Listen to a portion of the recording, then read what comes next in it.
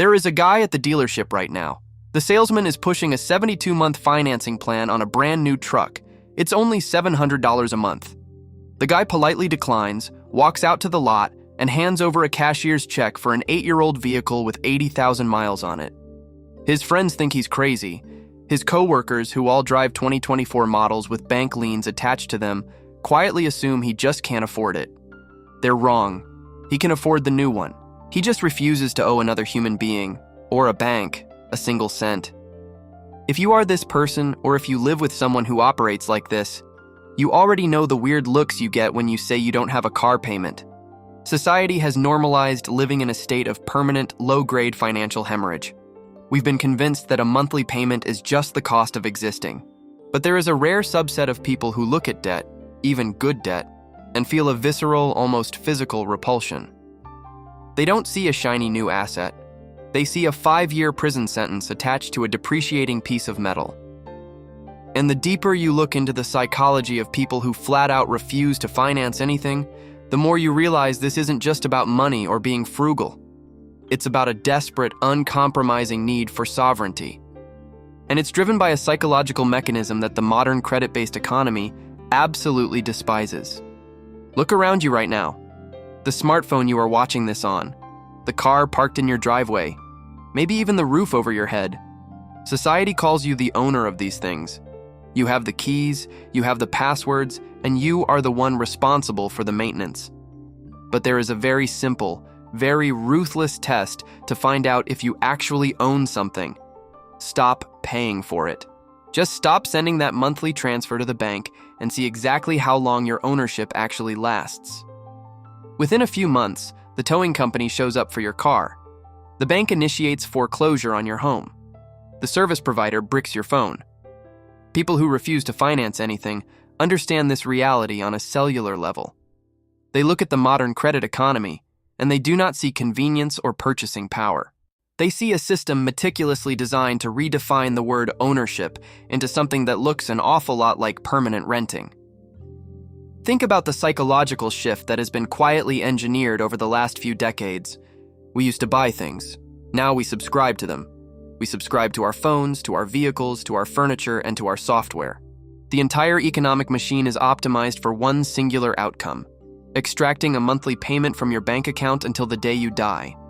And they sold it to us as an upgrade. They called it access over ownership. They said it frees up your capital. But the person who hands over cash for an 8-year-old truck sees right through the matrix.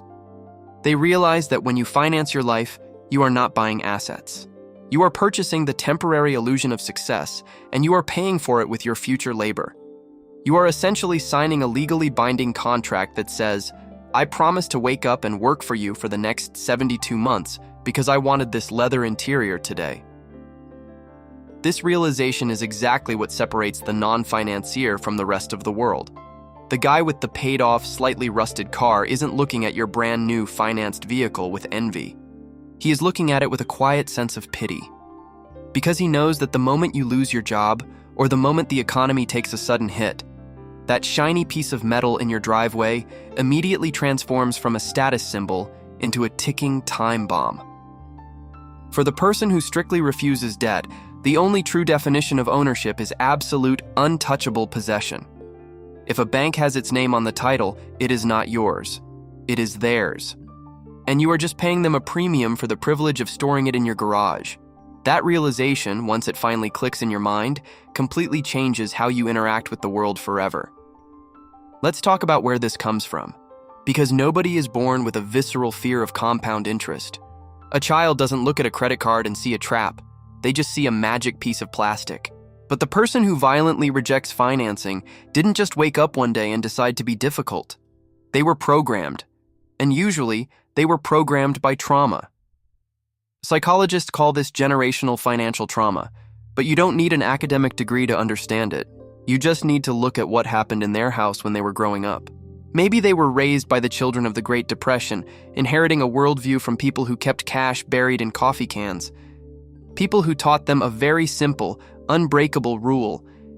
If you do not have the actual paper money in your hand, you simply do not buy it. Or maybe the trauma is much more recent. Maybe they are the children of the 2008 financial crisis. They were the teenagers sitting at the kitchen table when the adjustable rate mortgage finally reset. They saw the quiet, suffocating panic in their parents' eyes. They watched the family car get towed away in the middle of the night. They saw an entire neighborhood of seemingly wealthy, successful people lose absolutely everything in a matter of months, all because their entire lifestyle was built on a fragile foundation of borrowed money. When a developing brain witnesses that level of structural collapse, the nervous system undergoes a permanent hardware update. It completely stops viewing debt as a financial tool. It starts viewing debt as a mortal threat. For the rest of the world, signing a 60-month financing agreement for a new car is just a normal Tuesday. It is just a bit of paperwork. But for the person who refuses to finance, putting their signature on that contract triggers a primal fight-or-flight response. To them, owing money to an institution feels exactly like handing a loaded gun to a stranger, turning your back, and just hoping they decide not to pull the trigger.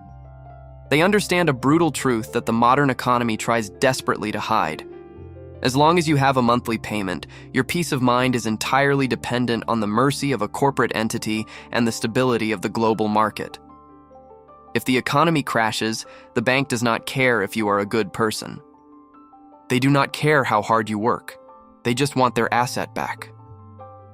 So, this absolute refusal to finance, it is not stubbornness. It is not being cheap. It is a highly evolved survival mechanism. They have looked at the blueprint of the modern credit system, realized that the whole thing is a fragile house of cards, and decided they are going to build their own life out of bricks, paid for in cash, one at a time. But here is the part that genuinely infuriates the people who refuse to play the game. If you decide to step outside the modern financial matrix, the system does not just leave you alone, it actively punishes you. We live in a society that has outsourced human trust to an algorithm. We call it a credit score. And if you ask someone who refuses to finance anything what they think about credit scores, you will hear a level of quiet disgust that is genuinely hard to put into words. Think about how bizarre the rules of this algorithm actually are. If you work hard, save your money, buy a reliable used car in cash, pay your rent early, and refuse to carry a balance, the system does not reward you. Instead, it labels you a credit ghost. It looks at your absolute financial discipline and decides that you are untrustworthy. Why? Because a credit score does not measure your ability to manage money. It measures your profitability to the banks. It is a metric of how good you are at being in debt without completely defaulting. The person who refuses to finance knows this. They see the credit score for exactly what it is, a compliance metric, and their refusal to participate is not just a financial choice. It is a profound act of rebellion. When they walk into a dealership or apply for a lease, and the guy behind the desk looks at his monitor and tells them they have no credit history, the implication is that they are financially irresponsible. The irony is suffocating. The guy behind the desk is usually drowning in $50,000 of consumer debt, lecturing a person holding a cashier's check about financial responsibility.